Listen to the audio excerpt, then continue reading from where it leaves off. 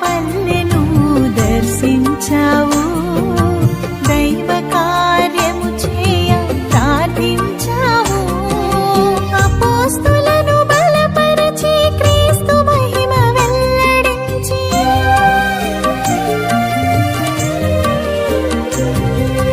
అపోస్తులను బలపరచి క్రీస్తు మహిమ వెల్లడించి, విశ్వాసమును నింపిన తల్లి విశ్వమాత